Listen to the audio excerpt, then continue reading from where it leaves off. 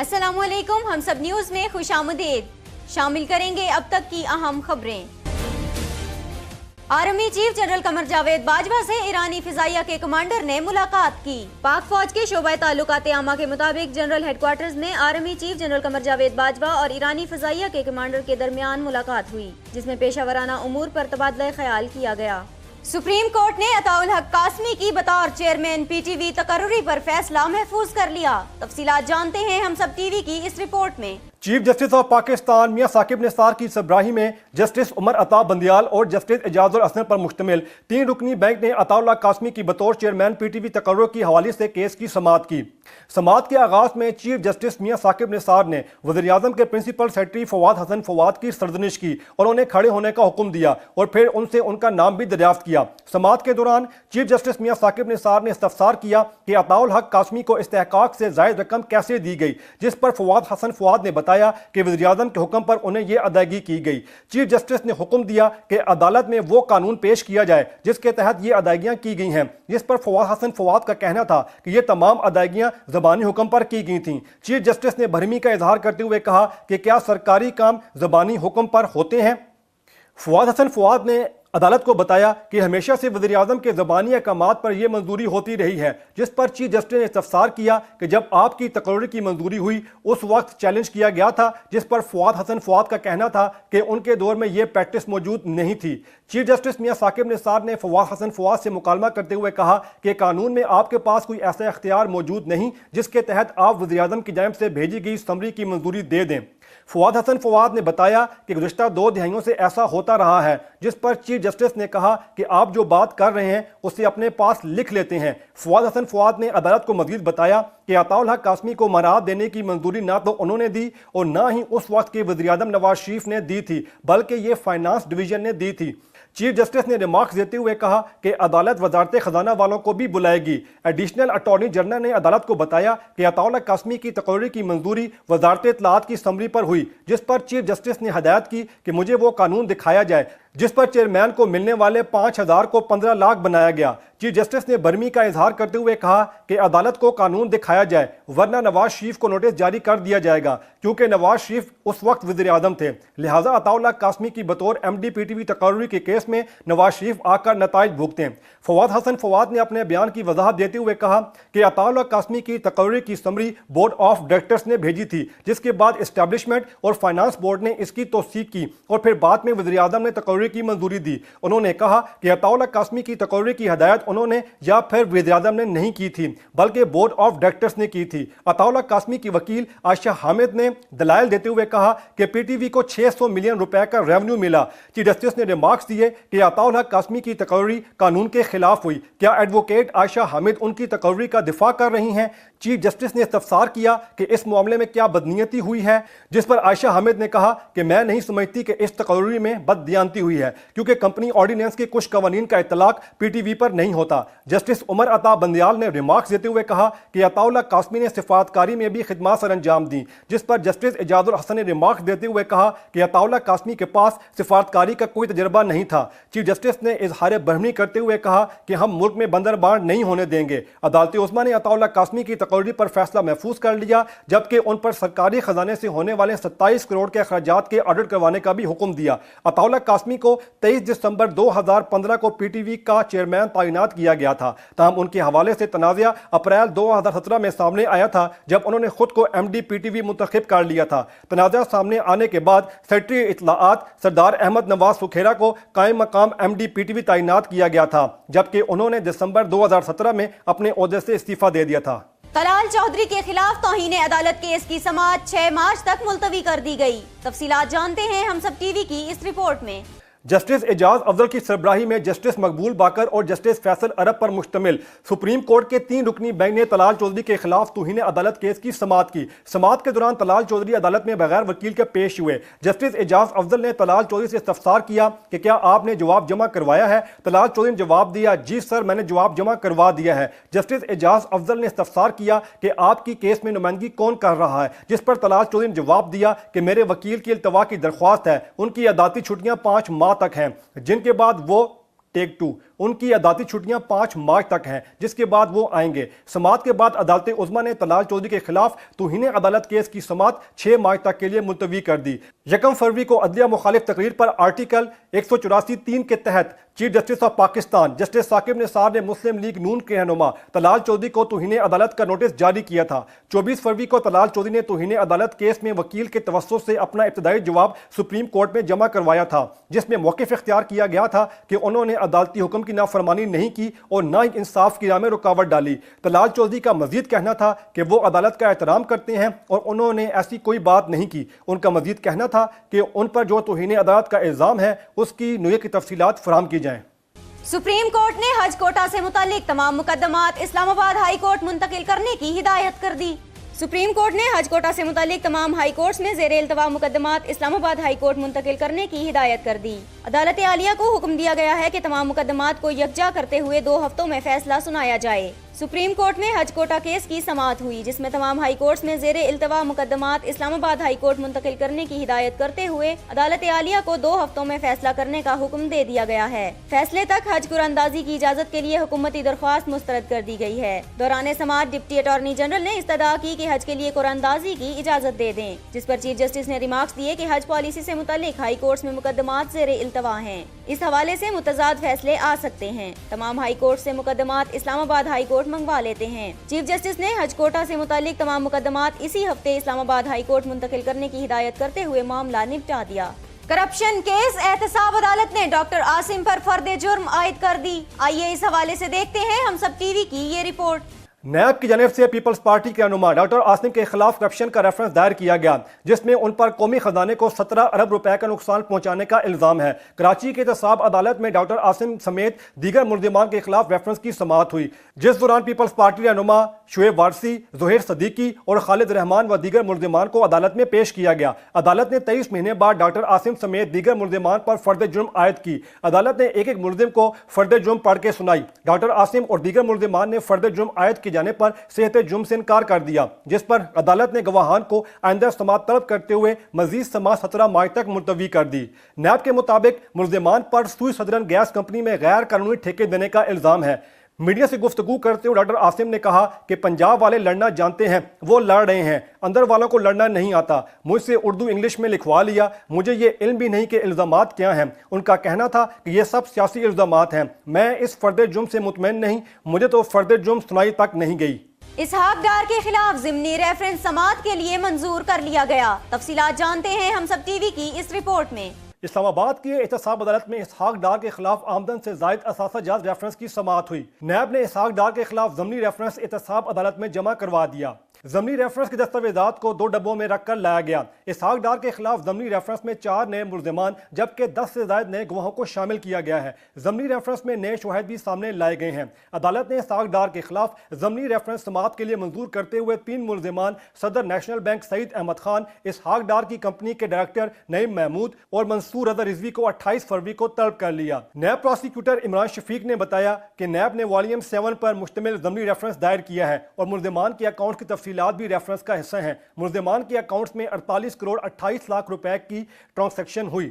नईम महमूद और मंसूर रज़ा इसहाक डार की कंपनी के डायरेक्टर हैं। मुल्ज़िमान के अकाउंट्स में होने वाले 40.6 लाख डॉलर की ट्रांसैक्शन भी ज़मनी रेफरेंस में शामिल है। पंजाब ब्यूरोक्रेसी ने हड़ताल खत्म कर दी, लाहौर सिविल सेक्रेटेरिएट खुल गया। आइए इस हवाले से देखते हैं हम सब टीवी की ये रिपोर्ट। आहद चीमा की गिरफ्तारी के बाद पंजाब ब्यूरोक्रेसी की जानिब से शुरू की गई हड़ताल चीफ सेक्रेटरी कैप्टन रिटायर्ड ज़ाहिर सईद की हिदायत के बाद खत्म कर दी गई है। चीफ सेक्रेटरी पंजाब ने तमाम अफसरान को आहद चीमा की गिरफ्तारी पर हड़ताल करने से रोकते हुए कानून के मुताबिक काम करने की हिदायत की है। हड़ताल खत्म होने के बाद लाहौर सिविल सेक्रेटेरिएट में तमाम दफातर मामूल के मुताबिक खुल गए हैं। चीफ सेक्रेटरी पंजाब का कहना है कि आहद चीमा गिरफ्तारी के मामले को कानून के मुताबिक हल करवाया जाएगा, जबकि दूसरी जानिब सिविल सेक्रेटेरिएट, LDA और PRA में अफसरान हड़ताल के मामले में अब भी 2 धड़ों में तकसीम है। साबिक DG LDA आहद चीमा की गिरफ्तारी का मामला संगीन सूरत-ए-हाल इख्तियार कर गया था, जिसके बाद लाहौर सेक्रेटेरिएट में अफसरों ने काम करना छोड़ दिया था, जिसके बाद पंजाब की ब्यूरोक्रेसी के दरमियान मुशावरत जारी थी। परवेज मुशर्रफ के खिलाफ संगीन गद्दारी केस की समाअत 8 मार्च को होगी। साबिक सदर परवेज मुशर्रफ के खिलाफ संगीन गद्दारी केस की समाअत 3 रुकनी खुसूसी बेंच की सरबराही जस्टिस याहिया आफरीदी करेंगे, जबकि जस्टिस यावर अली انصاری اور جسٹس طاہرہ صفدر بھی خصوصی بینچ کا حصہ ہیں۔ سابق صدر کے خلاف کیس کی سماعت وفاقی شریعت عدالت کی عمارت میں ہوگی۔ خصوصی عدالت کے رجسٹرار نے سیکیورٹی کے لیے ضلعی انتظامیہ کو خط لکھ دیا ہے۔ ایم کیو ایم اور خدمت خلق فاؤنڈیشن کے خلاف منی لانڈرنگ کیس کی تحقیقات کا آغاز کر دیا ہے اور اس حوالے سے ایم کیو ایم رہنماؤں سے پوچھ گچھ کا بھی آغاز کر دیا گیا ہے۔ اسلام آباد ایم کیو ایم کے ڈپٹی کنوینر کنور نوید جمیل سے ڈائریکٹر ایف آئی اے مظہر کاکا خیل نے پوچھ گچھ کی، جو 2 گھنٹے تک جاری رہی۔ ایف آئی اے حکام نے کنور نوید سے سوال کیا کہ کس طریقے سے پیسے بیرون ملک بھجوائے جاتے رہے، پیسے اکٹھے کرنے کا طریقہ کار کیا تھا۔ ایف آئی اے نے ڈاکٹر فاروق ستار کو بھی 23 فروری کو طلب کیا تھا لیکن وہ پیش نہیں ہوئے۔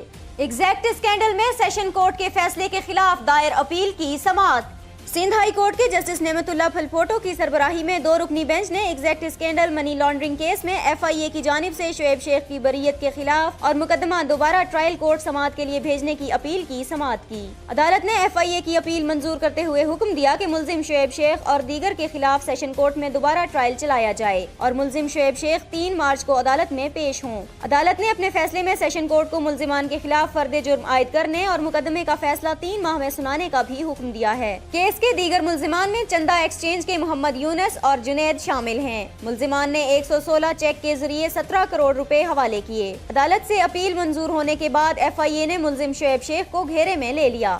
چیئرمین سینٹ رضا ربانی کہتے ہیں اداروں کے اسٹیک ہولڈرز کے درمیان آئین کے تحت گفتگو ہونی چاہیے۔ کراچی میں فلمی میلے کی تقریب سے خطاب کرتے ہوئے رضا ربانی نے کہا کہ تمام خواتین محترمہ بے نظیر بھٹو کو ایک فلسفہ مانتی ہیں۔ بے نظیر نے صوبوں کی خود مختاری کے لیے نیشنل فرنٹ بنائی، وہ جانتی تھی کہ اشرافیہ نیشنل فرنٹ کے لیے رکاوٹ بنے گی۔ چیئرمین سینٹ کا کہنا تھا کہ جب تک ملک کے اندر اندرونی استحکام موجود نہیں ہوگا شدت پسند فورسز آگے بڑھتی جائیں گی۔ ان فورسز کا ملک کے اندر سب سے بڑا کلاکما جمہوریت اور جمہوری نظام ہی کر سکتا ہے۔ رضا ربانی نے کہا کہ اگر پارلیمان مضبوط ہو، پارلیمان اور تمام ادارے آئین کے تحت اپنا کام سر انجام دیں تو یہ ملک جس کے لیے ہمارے آباء و اجداد نے قربانیاں دیں، اس کو ہم ایک مضبوط ملک میں تبدیل کر سکتے ہیں۔ بعد ازاں میڈیا سے گفتگو کرتے ہوئے چیئرمین سینٹ کا کہنا تھا کہ تمام جماعتوں کو سینٹ الیکشن میں حصہ لینا چاہیے۔ ان کا کہنا تھا کہ اس وقت ملک کسی قسم کے عدم استحکام یا محاذ آرائی کا متحمل نہیں ہو سکتا۔ انہوں نے کہا کہ جو اداروں کے اسٹیک ہولڈرز ہیں آئین کے تحت ان کے درمیان گفتگو ہونی چاہیے۔ محاذ آرائی اور بیان بازی سے مزید ٹوٹ پھوٹ بڑھے گی۔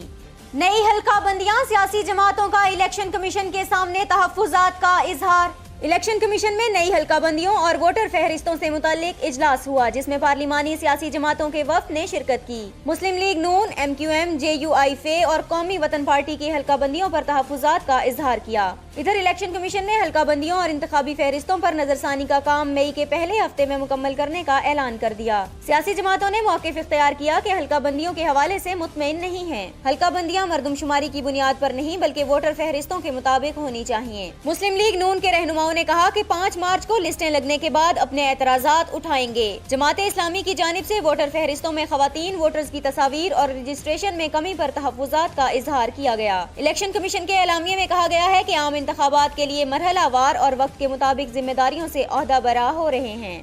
اسلام آباد ہائی کورٹ نے موبائل فون سروس کی سیکیورٹی کے نام پر بندش کو غیر قانونی قرار دے دیا۔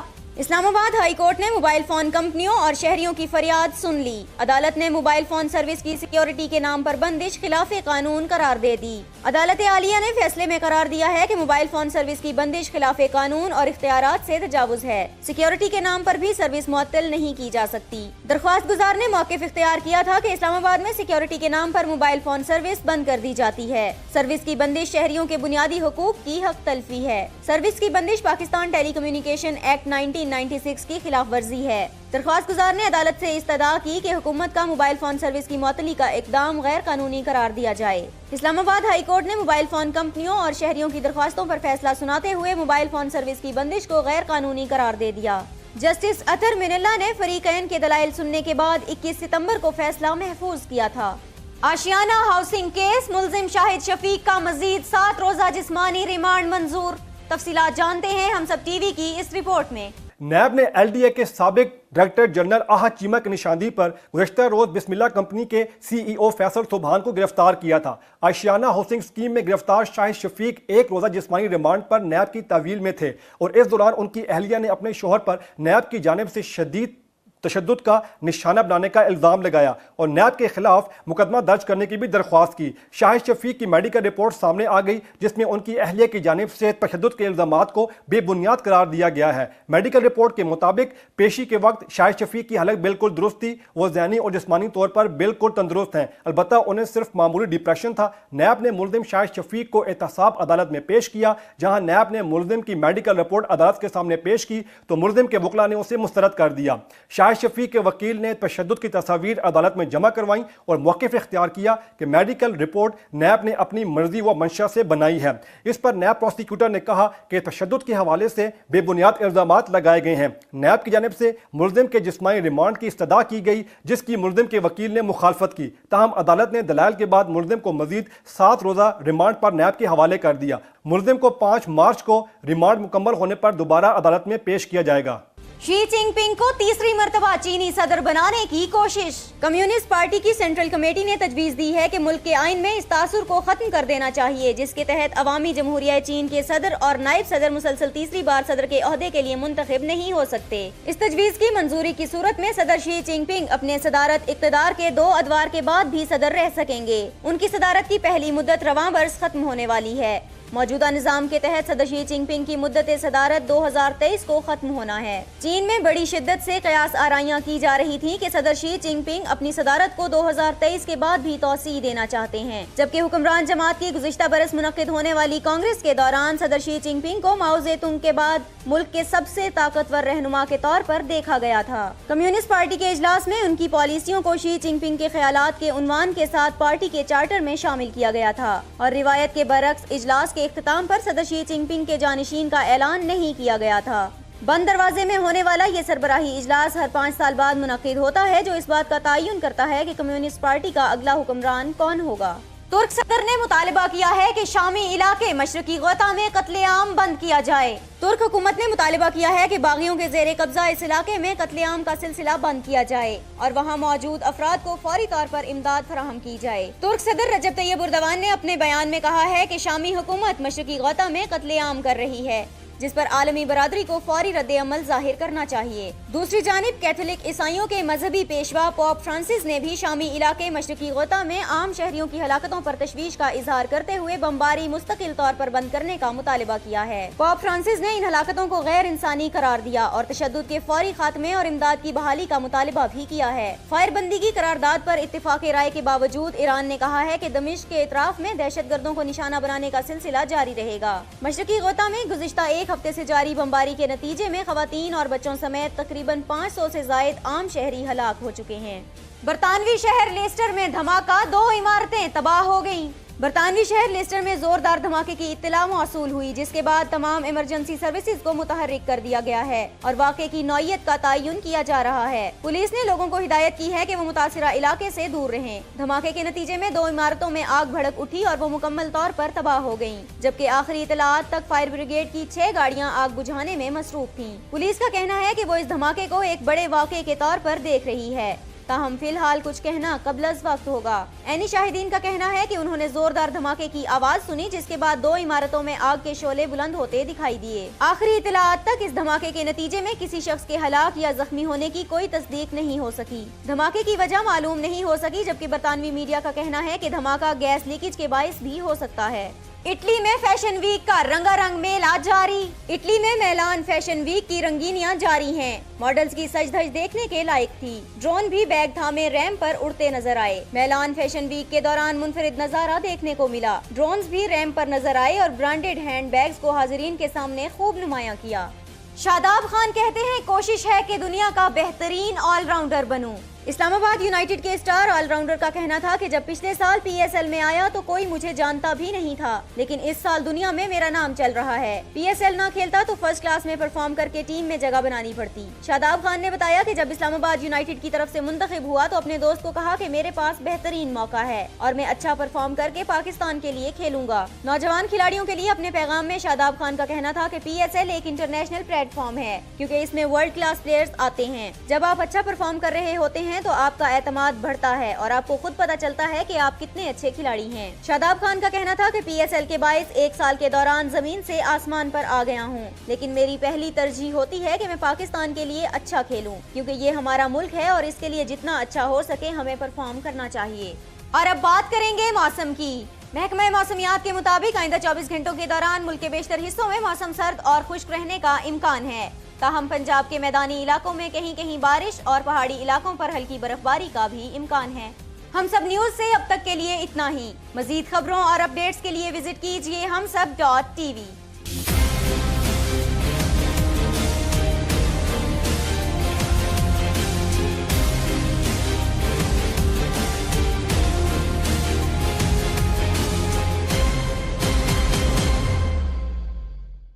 Please subscribe to Humsab TV and hit the notification icon on the screen to get the latest updates of our channel. Thank you for watching Humsab TV.